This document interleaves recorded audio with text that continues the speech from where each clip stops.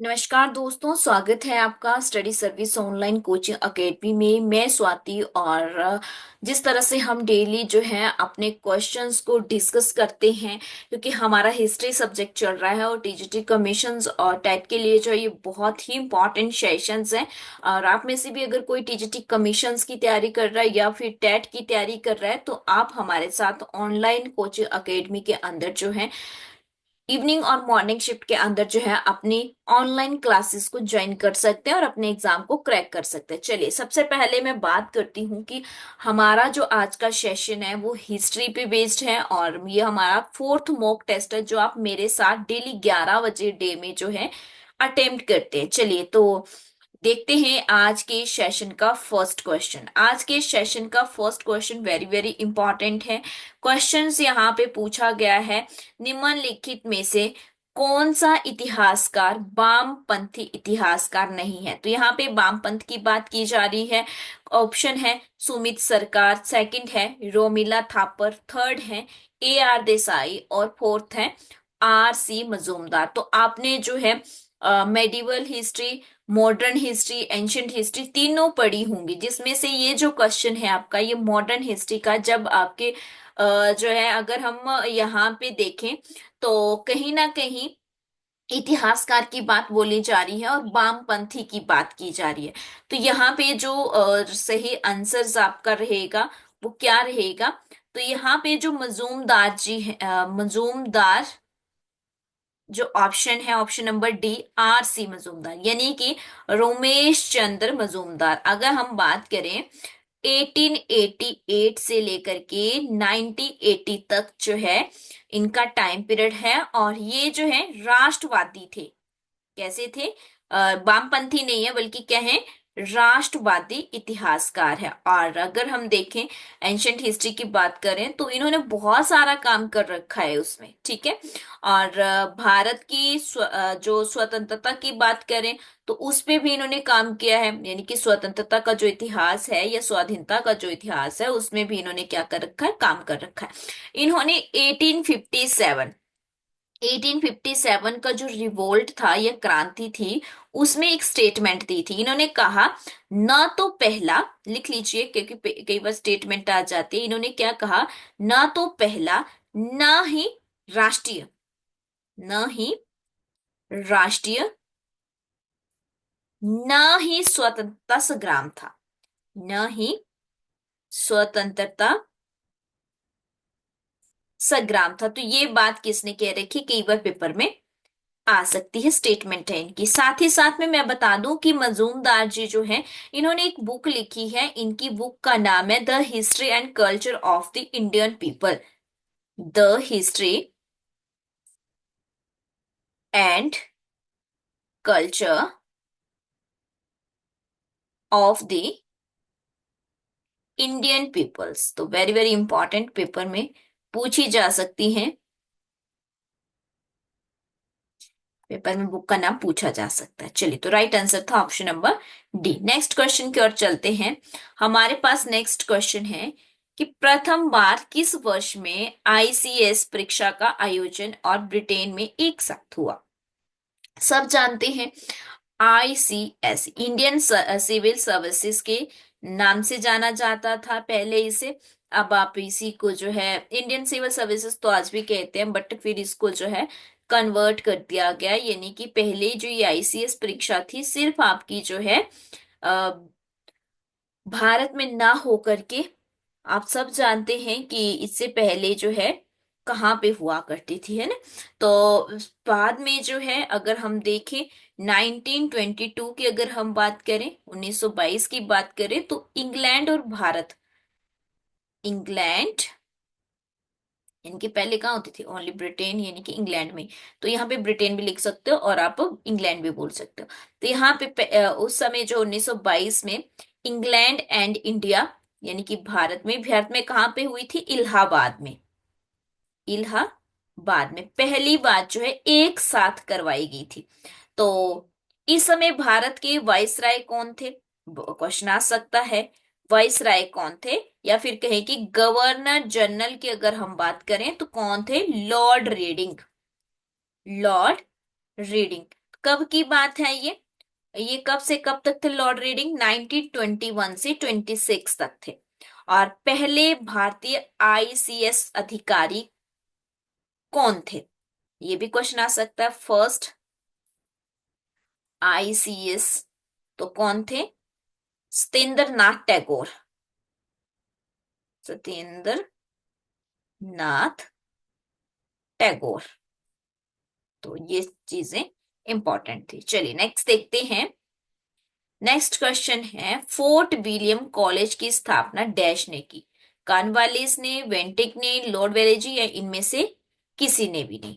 तो यहाँ पे जो आपका सही आंसर है option number C, Lord Wellesley. Fort William College की स्थापना जो है लॉर्ड वेलेजी ने की थी। कब? 10 जुलाई 1800 में, 1800 ईस्वी में। लॉर्ड वेलेजी ने कहाँ पे की थी? कलकत्ता में। कलकत्ता भी बोल सकते हैं, कोलकाता भी बोल सकते हैं, ठीक है। जिसका एम या उद्देश्य या ऑब्जेक्टिव की अगर हम बात करें कि इसका ऑब्जेक्टिव क्या था, इसका ऑब्जेक्टिव था नागरिक सेवा के अधिकारियों की भाषा एवं संस्कृति को प्रशिक्षित करना। यानी कि जितने भी नागरिक हैं या जो अधिकारी हैं उनको भाषा एवं संस्कृति, भाषा एवं संस्कृति यानी कि लैंग्वेज एंड कल्चर को लेकर के जो है एजुकेटेड करना या प्रशिक्षित करना। हिंदी में कहेंगे प्रशिक्षित करना यानी कि एजुकेटेड करना। तो नेक्स्ट देखते हैं। नेक्स्ट क्वेश्चन है हमारे पास क्वेश्चन नंबर 14। बंगाल में स्थायी बंदोबस्त से क्या हुआ? तो आपने पढ़ रखा होगा, बंदोबस्त से संबंधित स्थायी बंदोबस्त वगैरह पढ़ रखे होंगे। रैयत के स्वार्थों को प्रोत्साहन, जमींदारों की शक्ति सीमित हुई, अंग्रेजों का समर्थन करने वाला कुलीन तंत्र का निर्माण हुआ, या भूमि हस्तांतरण रोका? तो जल्दी से बताएंगे इसमें क्या राइट आंसर रहेगा। अगर हम स्थायी बंदोबस्त की बात करें तो किसके द्वारा ये लागू की गई थी पहले स्थायी बंदोबस्त? तो 1793 में लॉर्ड कॉर्नवालिस, लिख लीजिए, लॉर्ड कॉर्नवालिस द्वारा जो है ये शुरू किया गया था, लागू किया गया। इसमें क्या होता था, इसमें जो है भूमि लगान का, जो भी आपका लैंड रेवेन्यू है, भूमि लगान 10/11, ठीक है, यानी कि जो है 10th पार्ट कंपनी को देना होता था। किसको देते थे? भाग जो था वो किसको देना था? कंपनी को देना था। और इसके अलावा 1/11 यानी कि एक भाग जो है जमींदार को अपनी सेवाओं के लिए आप पास रखना होता। अब देखो, एक तो जो है जमींदारों को सिर्फ एक ही भाग मिल रहा है, और बाकी सब लगान के रूप में किसको दे रहे हैं? 10 भाग तो है वो कंपनी को ही दे रहे हैं। तो फिर जमींदारों को यहाँ पे क्या ही फायदा हुआ, आप खुद देख सकते हैं ना। तो यहाँ पे ऑप्शन नंबर सी है, अंग्रेजों का समर्थन करने वाला कुलीन तंत्र का निर्माण हुआ। तो इस स्थायी बंदोबस्त में अंग्रेजों का समर्थन करना, एक कुलीन तंत्र का निर्माण हुआ जो भारत की आजादी तक उनका समर्थक बना रहा। तो आप खुद देख सकते हैं यहाँ पे ऑप्शन नंबर सी जो है वो सही है। नेक्स्ट देखते हैं, कलकत्ता के सर्वोच्च न्यायालय की स्थापना हुई थी 1773 विनियामक एक्ट, या फिर 1784 के पिट्स इंडिया एक्ट, या फिर 1793 के अवक्रय अधिनियम, या फिर 1813 के अवक्रय अधिनियम? तो यहाँ पे जो कोलकाता का जो सर्वोच्च न्यायालय है, आपने देखा था, मैंने आपको जो पॉलिटी के अंदर जो है करवाया था, ऑप्शन नंबर ए जो है वो सही है। 1773 का जो विनियामक एक्ट था उसके द्वारा 1774 में स्थापित किया गया था आपका कोलकाता का सर्वोच्च न्यायालय। अब इसके जो मुख्य न्यायाधीश थे, चीफ जस्टिस थे, मुख्य न्यायाधीश या फिर कहें कि चीफ जस्टिस जो थे वो कौन थे? तो मैंने लिखवाया हुआ sir Elijah Impey, sir Elijah Impey, इनको अपॉइंट किया गया था, ठीक है। तो ये सब चीजें डिस्कस की हुई है पॉलिटी के क्लास में।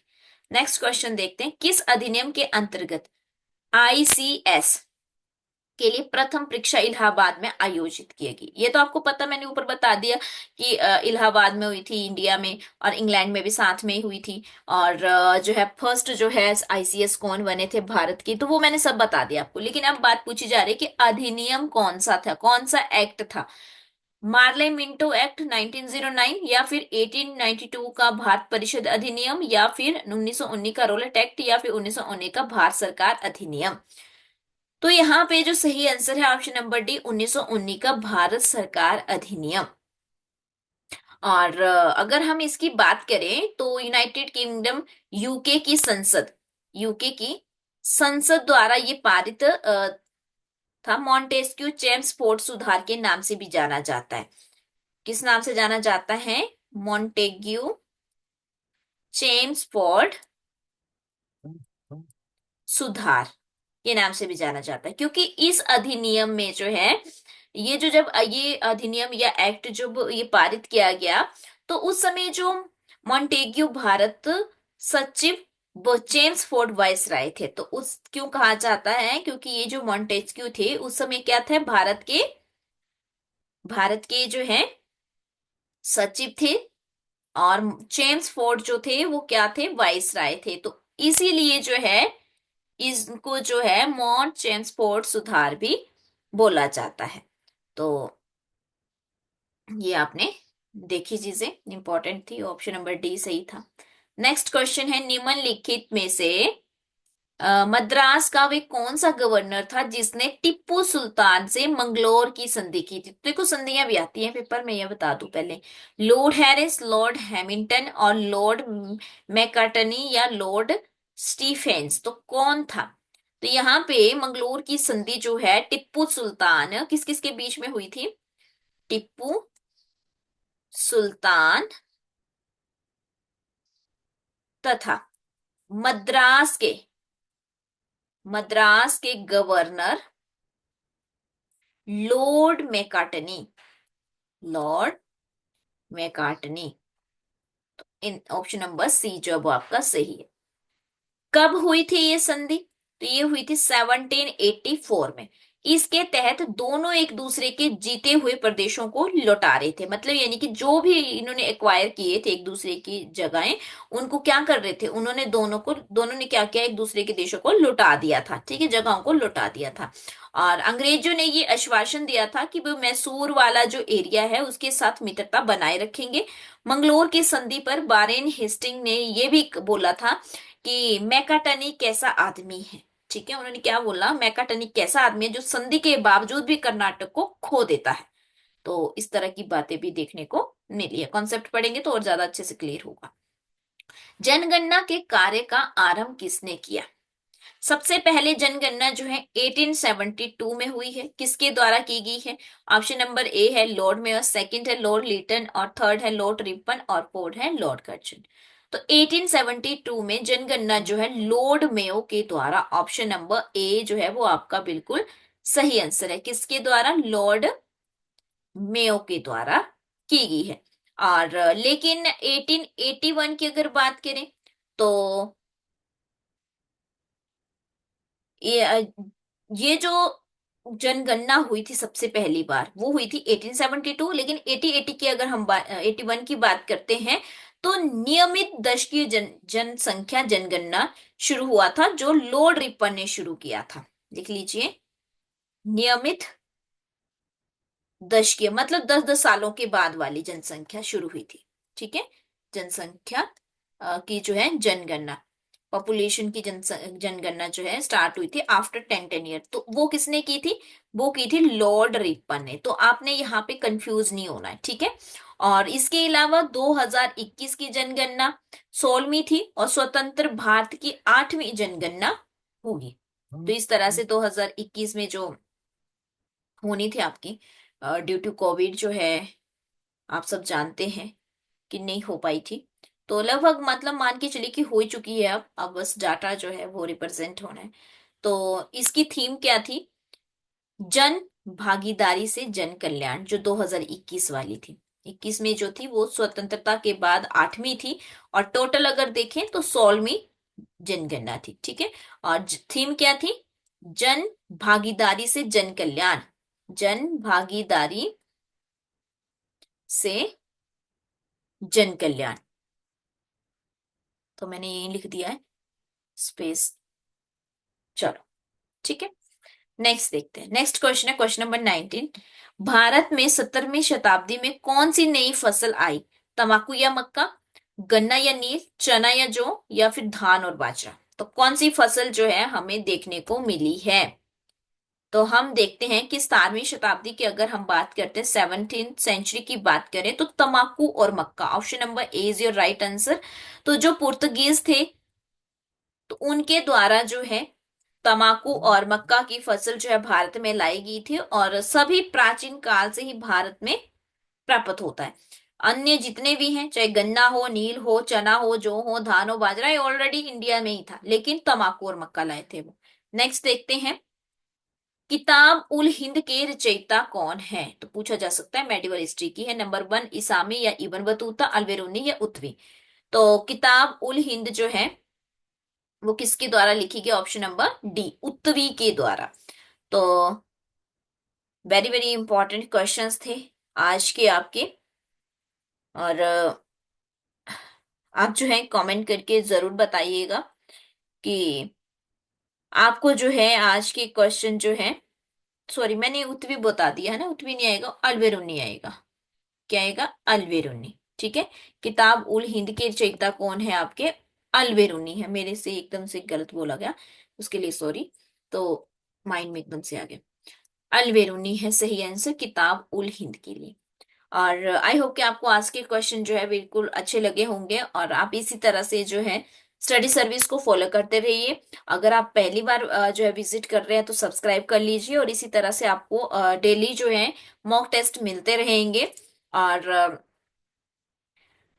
आप जो है अटेम्प्ट करते रहिए, और अच्छे से अपनी तैयारी करते रहिए, अपनी रिवीजन्स करते रहिए। और जितनी रिवीजन्स करेंगे उतने ही जो है आप अच्छे से क्वेश्चंस को कर पाएंगे। तो जो भी आपने आज तक पढ़ा है उसको रिवीजन करिए।